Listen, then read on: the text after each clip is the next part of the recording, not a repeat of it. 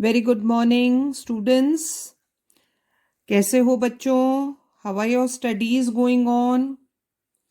I hope you all are studying regularly, lesson सुन रहे हो एंड इवन मेकिंग नोट्स। मैंने आपको इस लेसन के कुछ क्वेश्चन आंसर्स और एक्सरसाइजेस सेंड किए थे। Write down in your copies, उन्हें लिख लो सबको, और लेंथी आंसर्स रिमेनिंग है वो भी मैं आज आपको भेज दूंगी। Okay, so complete your notes so that you can learn them.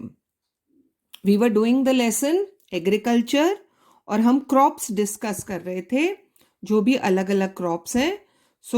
हमने कुछ क्रॉप्स डिस्कस कर लिए थे, grains, rice, wheat, then fibre crops, and today we will start with beverage crops. Beverage का मतलब होता है ड्रिंक, जो पीने के काम में, जिनसे ड्रिंक बनता है, दैट इज बेवरेज क्रॉप। और सबसे इंपॉर्टेंट बेवरेज क्रॉप क्या है? टी।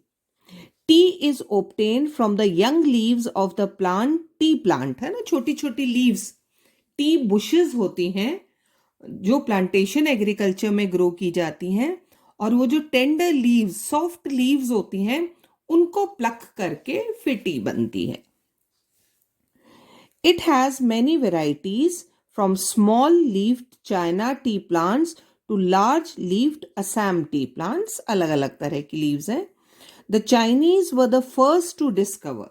सबसे पहले टी किसने डिस्कवर करी थी? हमारे नेबरिंग कंट्री चाइना ने। The British introduce tea in India. British जब चाइना गए, वहां से वो टी इंडिया लेकर आए। And Sri Lanka. Assam tea is cultivated at the height of 1220 metres. इतनी हाइट पर जाकर, माउंटेन्स पर, हिल्स पर होती है tea, and is considered the best quality. Assam tea best quality है। Darjeeling tea is famous for its flavour all over the world.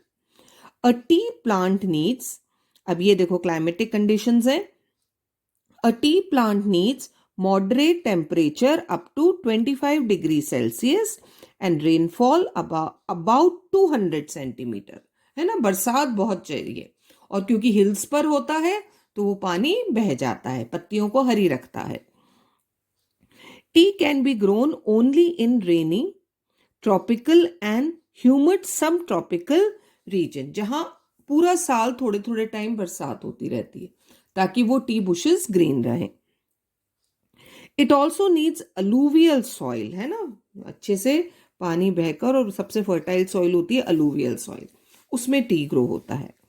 Besides India, Sri Lanka, China, Japan and Indonesia are also tea producers. In India, tea is produced in Assam, West Bengal, Kerala and Tamil Nadu. Half of the tea in India is produced in Assam. जितनी भी total T production है India का, उसमें से half of the T is produced in Assam, और बाकी rest of the states. Second drink क्या है? Beverage crop, coffee. The second largest beverage after T is coffee, a favourite drink of half the world. T India में बहुत popular है and some other countries, लेकिन सबसे popular drink world over कौन सा है? Coffee. A coffee plant is a typical tropical plant grown in highlands. हाँ, hills, mountains पर होता है ये भी। Coffee is obtained from the beans. जैसे टी obtain हो रही है leaves से, पत्तियों से, वही से ही कॉफी का ट्री होता है जिस पर बीन्स ग्रो होती हैं, और उन बीन्स को सुखाकर क्रश करके फिर कॉफी पाउडर बनाया जाता है। From the beans of the plants, beans grow हो रही हैं। These beans are coffee seeds also. The coffee plant requires for its growth temperature between 15 degrees Celsius and 20 degrees Celsius. Low temperature, not very high. And rainfall of 100 centimeter to, rainfall अच्छी चाहिए, 100 to 150 centimeter. If the rainfall is less than 100 centimeter annually, then irrigation is required. क्योंकि tree को grow करना है, beans को grow करना है, तो रेनफॉल है तो बहुत अच्छी बात है, नहीं तो with the help of irrigation coffee trees are grown. The largest producer of coffee is Brazil. सबसे ज्यादा कहाँ होती है? ब्राजील में. The best coffee comes from Jamaica and Yemen in Arabia. Colombia and Ivory Coast, ये सब countries के नाम है बच्चों. And are other major producers. तो कौन कौन हो गया? Brazil, Jamaica, Yemen, Colombia and Ivory Coast. Uganda, Cameroon and Ethiopia also grow coffee. ये सब अफ्रीकन कंट्रीज हैं, यहां पर भी कॉफी ग्रो होती है. In India, coffee is grown on the eastern slopes of Western Ghats in Karnataka and Tamil Nadu. सबसे ज्यादा कर्नाटका और तमिलनाडु में ग्रो होती है कॉफी. तो these were the two beverage crop, tea and coffee. So now we have read about, अब इस chapter में हमने क्या क्या पढ़ लिया, कौन कौन से फैक्टर्स हैं जो एग्रीकल्चर के लिए चाहिए, then different types of agriculture, subsistence, extensive, हाँ, nomadic farming, slash and burn, बहुत सारे हमने टाइप्स ऑफ एग्रीकल्चर पढ़े. Then we read about various types of crops grown all over the world and also in India. Now our topic is development of agriculture. Agriculture में कैसे कैसे development हुआ है.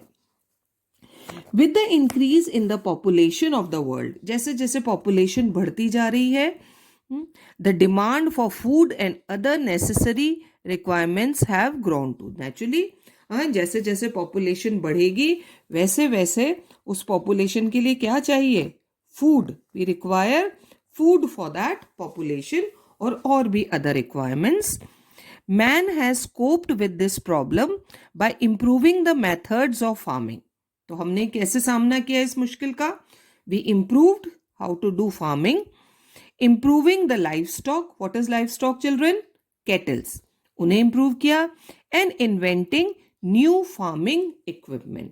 तो जैसे जैसे population बढ़ती गई, agriculture का development उसमें changes होते गए.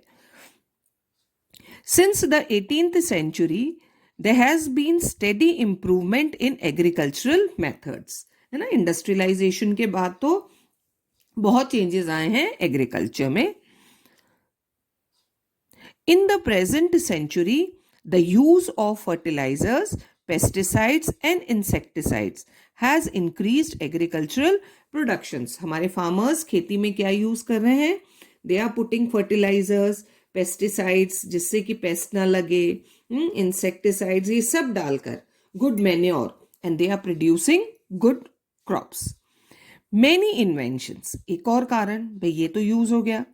Then many inventions have been made to improve the fertility of the soil. Soil तो वही है ना जो शुरू से काम में ली जा रही है. तो धीरे धीरे क्या होता है, when you continuously grow crops on the soil, soil की fertility खत्म होती जाती है, तो प्रोडक्शन कम हो जाता है. फर्टिलिटी इंक्रीज करने के लिए भी बहुत कुछ किया है. नाउ जेनेटिकली मॉडिफाइड क्रॉप्स, जिसे हम कह सकते हैं रिसर्च करने के बाद दो क्रॉप्स को मिलाकर हाइब्रिड या उनके डीएनए को चेंज करके जिससे कि प्रोडक्शन ज्यादा हो, क्या बनाए जा रहे हैं? Genetically modified crops which gave a higher yield. और उससे क्या होता है? प्रोडक्शन ज्यादा होता है. Have been developed by some countries, though this process is still at the beginning stages. ज्यादा क्रॉप प्रोड्यूस नहीं हो रहे हैं ऐसे, बट स्टिल एक प्रोसेस तो शुरू हो गया ना, that we can produce genetically modified crops. Then और क्या हो रहा है? In developed countries, most of the farm work is done with the help of machines. Machines का use बहुत बढ़ गया है. Sowing of seeds से लेकर और harvesting of crop, taking out grains, सब काम किससे हो रहा है? मशीन से. Different types of machines have been invented. In USA, Canada and Russia, people have very large farms. वहाँ बहुत बड़े बड़े खेत हैं फार्मर्स के पास, जहाँ की हाथ से काम करना पॉसिबल नहीं है या बहुत मुश्किल है. In USA only 3% people of the population depend upon agriculture for their livelihood. ये सब डेवलप्ड कंट्रीज हैं, वहाँ नंबर ऑफ फार्मर्स बहुत कम है। देखो अमेरिका की जितनी भी टोटल पॉपुलेशन है उसका सिर्फ 3% लोग हैं जो फार्मर्स हैं या एग्रीकल्चर करते हैं। Agriculture is business rather than an occupation. वो सिर्फ उनके लिए बिजनेस है। They are producing crops to sell in the market. We will compare the agricultural development of India and USA through 2। ये केस स्टडीज आपके दे रखे हैं, ये हम नहीं करेंगे बच्चों। हाँ, इससे ये है कि समझने के लिए बात है, लेकिन we are not going to do these case studies कि कैसे कैसे क्रॉपिंग होती है इंडिया और यूएसए में। So next topic that we will start is agricultural development in India. India में क्या क्या डेवलपमेंट हुए हैं in the field of agriculture. In India, agriculture is the occupation of nearly 3/4 of the population. कितना हुआ बच्चों 3/4? Nearly 70 to 75%. नहीं, हाँ 3/4 हुआ 66%. That is, है ना, टोटल पॉपुलेशन का 66%, मतलब 60% भी अगर हम मानकर चलें तो टोटल पॉपुलेशन का 60% is doing agriculture. Crops are cultivated in nearly half of the geographical area in India. इतनी खेती होती है, देखो हमारा टोटल जो जोग्राफिकल एरिया है इंडिया का, उसके आधे लैंड पर we are doing farming. Yet there is no denying the fact that an ordinary farm in India, है ना, एक साधारण सा जो खेत है, is quite small in area. हमारे ज्यादातर फार्मर्स के पास, यूएसए में हमने पढ़ा, रशिया में दे हैव लार्ज फार्म्स, लेकिन इंडिया में क्या है, जनरली जो फार्मर्स हैं they have very small farms as compare to big farms of the developed countries like USA, Australia, Netherlands. यहाँ बड़े बड़े खेत हैं फार्मर्स के पास, इंडिया में कंपैरेटिवली छोटे हैं। देन डिविजन ऑफ लैंड, बंटवारा होता है ना, फादर की डेथ और बेटों ने बांट लिया, तो इस बंटवारे की वजह से generation after generation has led to fragmentation, division, छोटे छोटे पीसेस में बट गए हैं खेत क्योंकि बंटवारा हो जाता है, and small area of land holding. So ये छोटे खेत जो है ना, इसका कारण क्या है, बंटवारा जो होता है परिवार में, उसमें खेत बट जाते हैं, तो most of the farmers have small farms. Poor farmers who are generally illiterate still use primitive types. पुराने, क्योंकि अनपढ़ है ना हमारे यहाँ, ज़्यादातर फार्मर्स पढ़े लिखे नहीं है, तो उन्हें पता नहीं है कि मॉडर्न टेक्निक्स क्या हैं, मशीन्स क्या हैं, तो वो अभी भी बच्चों क्या कर रहे हैं, पुराने एंशियंट तरीकों से ही फार्मिंग कर रहे हैं। Their method of farming is outdated, but because they are illiterate, है ना, उन्हें नए मेथड्स के बारे में पता नहीं है, तो इससे प्रोडक्शन कम होता है। लैक ऑफ फंड्स, मनी, हमारे फार्मर्स बहुत पुअर हैं, most of the farmers are poor, so they don't have too much of money, prevents them from carrying out reforms in their fields. वो चाहकर भी मशीन्स नहीं ले सकते, हाँ, चाहकर भी महंगे चीजें नहीं खरीद सकते क्योंकि उनके पास मनी नहीं है। Many of them still work as labourers on the lands of big farmers. हमारे काफी peasants, they are land labourers, जो दूसरों के खेतों पर काम करते हैं, they don't have their own lands. There is lack of credit, है ना, उधार, उनको लोन्स नहीं मिलते हैं, एंड मार्केटिंग फैसिलिटीज भी नहीं है। जो क्रॉप ग्रो कर रहे हैं वो उसे बेचने के लिए उनके पास प्रॉपर मीन्स नहीं है।